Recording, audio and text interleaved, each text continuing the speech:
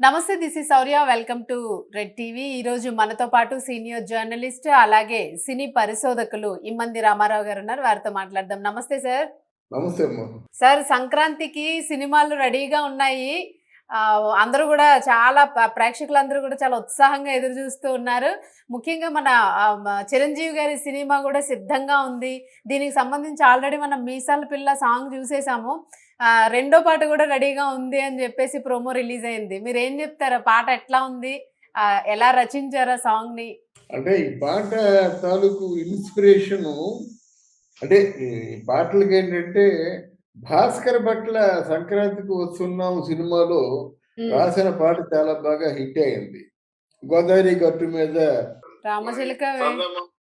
అది ఆ పాట ఉంది కదా! ఏదో అది బాగా వైరల్ అయింది. చాలా హ్యూజ్‌గా అది ట్రెండింగ్‌లో ఉంది. ఫాలో అయ్యారు. చాలా మంది యూత్‌ని బాగా ఊపేసింది పాట. హ్మ్. ఒక విధంగా ఆ సినిమా సక్సెస్‌లో కొంత భాగాన్ని ఆ పాట పోషించింది.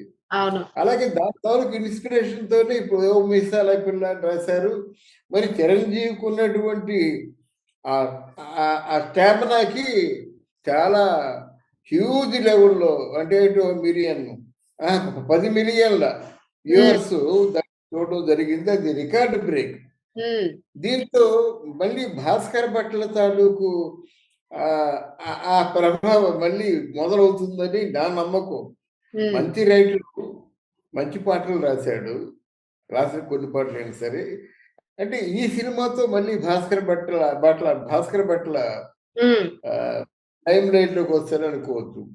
అయితే 'శశిరేఖ ఓ శశిరేఖ' అనే పాటల్లో ఆ పాటలో కోనసీమ అందాలు చాలా డామినేట్ చేశాయమ్మా. ఎంత అందంగా ఉందంటే, ఆ! అంటే మనం చిరంజీవి ఉంటే చిరంజీవిని చూస్తాము. 'నయనతార' ఉంటే 'నయనతారని' చూస్తాం. ఇక్కడ చిరంజీవిని చూడాలా, 'నయనతారని' చూడాలా లేదా బ్యాక్‌గ్రౌండ్ ఆ కోనసీమ తాలూకు ఆ పచ్చదనాన్ని చూడాలా అనేటువంటి డైలమాలో ప్రేక్షకుడు పడతాడనమాట. అవును. గనక అనిల్ రావిపూడి ఎంపిక చేసుకున్నటువంటి ఆ లొకేషన్స్ మాత్రం ఫర్ ది ఫస్ట్ టైమ్ చాలా మంచి అందంగా ఉన్నాయి. చాలా వీళ్ళు ఫారెన్ ఎందుకెళ్తారో తెలీదు గానీ, ఫారెన్‌ని మించినటువంటి సౌందర్యాన్ని చోటు చేసుకుంది కోనసీమ. కోనసీమ హ్మ్. అందాలు. అది మాత్రం బాగా ఉపయోగించుకున్నట్టుగా ఆహ్, నేను అనుకుంటున్నాను. హ్మ్. తర్వాత ఈ సినిమాలో ఈ పాట మాత్రం మొదటి పాట కంటే మొదటి పాట ఒక జంఝా మారుతంలాగా వచ్చినట్టయితే ఈ పాట చక్కని పైరగాలిలాగా ఉంది మాట. ఆ! మనసుకి హాయిగా ఉంటూ అవ్యక్తమైన అనుభూతి. అంటే మనం బయటికి వ్యక్తం చేయలేనటువంటి హ్మ్. అనుభూతిని కలిగిస్తుందది. అందువల్ల ఈ పాట ఓవరాల్‌గా చాలా యూత్‌ని తర్వాత మామూలు పెద్దవాళ్ళని కూడా పెళ్ళైన కుటుంబాల్లో కూడా చూడండి ఎంత మంచి సాంగో అది. ఓసారి ఆ లొకేషన్‌కెళ్తే బాగున్ను. ఓసారి కోనసీమ అందాలను చూసొస్తే బాగున్ను. అనేటువంటి ఉత్సాహాన్ని కలిగిస్తుందని అవును సార్. సార్, అంటే ఫస్ట్ పార్ట్‌తో కంపేర్ చేసుకుంటే ఈ పాట మీరన్నట్టుగా సంక్రాంతికి సంబంధించిన ఊపుని తీసుకొస్తుంది అని అనుకోవచ్చా? లేదు సంక్రాంతి మూడ్ ఎప్పుడో వచ్చేసింది. ఆ! ఇప్పుడు అన్నిట్లో ఉన్న విశేషం అదే కదా! ఒక సినిమా సంక్రాంతికి వస్తున్నాం అనే సినిమా సంక్రాంతి 3 నెలలు ముందనగా మొదలుపెట్టి ఆల్‌మోస్ట్ సంక్రాంతి వరకు దాన్ని పబ్లిసిటీ ఎలా చేయాలో అలా చేశాడనమాట. హ్మ్. ఇంతవరకు తెలుగు దర్శకుల్లో అనిల్ రావిపూడి సినిమాని జనానికి దగ్గర చేసినంతగా హ్మ్. ఇంకెవరు చేయలేదని చెప్పాలి. ఆ హ్మ్. విషయం నేను చెప్పడం కాదు చిరంజీవి గారే చెప్పారన్నమాట. యువ దర్శకుడు అనిల్ రావిపూడి సినిమాని చేయడమే కాకుండా, హ్మ్. సినిమాని ప్రేక్షకుల్లోకి తీసుకెళ్ళడం. ఆ విషయంలో మాత్రం చాలా బాగా సక్సెస్ అయ్యాడు అనిల్ రావిపూడి. హ్మ్. అలాగే అంటే సంక్రాంతి మూడొచ్చేసింది. సంక్రాంతికి చిరంజీవి గారి సినిమా వస్తుంది. హ్మ్. అనిల్ రావిపూడి డైరెక్షన్ చేస్తున్నాడు. అనిల్ రావిపూడికి ఒక రికార్డ్ ఉంది. ఇంతవరకు రాజమౌళి గారికి ఎలాగైతే అంటే సక్సెస్సే చెప్తున్నాను. హ్మ్. అదేం చెప్పట్లేదు. రాజమౌళి సినిమాలు ఏ విధంగా అయితే వరుసగా సక్సెస్‌ఫుల్ అవుతూ వచ్చాయో, హ్మ్. అనిల్ సినిమాలు కూడా వరుసగా సక్సెస్ అవుతూ వస్తున్నాయనేటువంటి పేరుంది మాట. ఆ అవును. పేరుని మరింత పెద్దది చేస్తది. అనిల్ రావిపూడి తాలూకు ఒక డైరెక్టర్‌గా తన కెరీర్ ప్రయాణంలో ఆల్‌మోస్ట్ ఆల్ ఎవరైనా తన ప్రయాణం చేసినట్టయితే ఆ మాక్సిమం పీక్స్ లో ఎవరున్నారో వారిని చేరుకుందామని ఆలోచిస్తారు, ఆశపడతారు. అది నెరవేరింది ఆయనకి, అనిల్ రావిపూడికి. ఇంకెంతకంటే చిరంజీవి గారి కంటే పెద్ద ఆర్టిస్ట్ తెలుగులో ఎవరున్నారు? ఆయన అవును. సినిమానే డైరెక్ట్ చేస్తున్నారనమాట. గనక ఈ విధంగా అన్ని విధాలా కలిసొచ్చిన సినిమా ఇది. నయనతార యాక్టింగ్ గూడా అంటే మంచి కాంబినేషన్ గూడా గదా! ఆ! మంచి కాంబినేషను.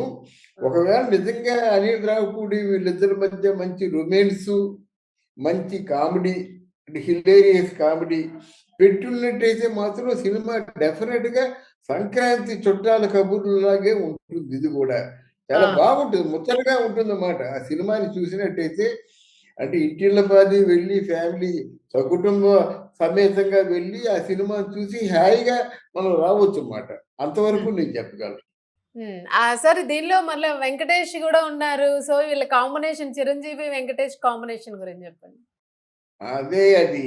అది ప్లస్ పాయింట్ అని నేను చెప్పను గానీ, చిరంజీవి, నయనతార, అనిల్ రావిపూడి సినిమాకి వెంకటేష్ ఎందుకమ్మా?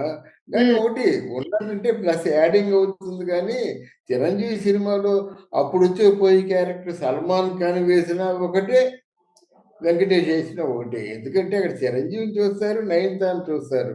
హ్మ్. వెంకటేష్‌కి ఏదైనా కొంచెం ప్రధానమైన క్యారెక్టర్ ఉండి కథలో అంతర్భాగంగా వెంకటేష్ ఉన్నట్టయితే, అప్పుడు ఉన్నా పర్వాలేదు.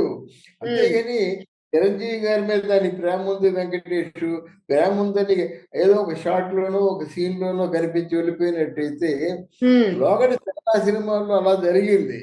సంజయ్ దత్ వచ్చినప్పుడు కూడా ఆహ్, చూడరు. ఎందుకంటే అది వచ్చి వచ్చి వెళ్ళిపోయే క్యారెక్టర్ తప్ప, ఆ క్యారెక్టర్ ఏం చేస్తుంది?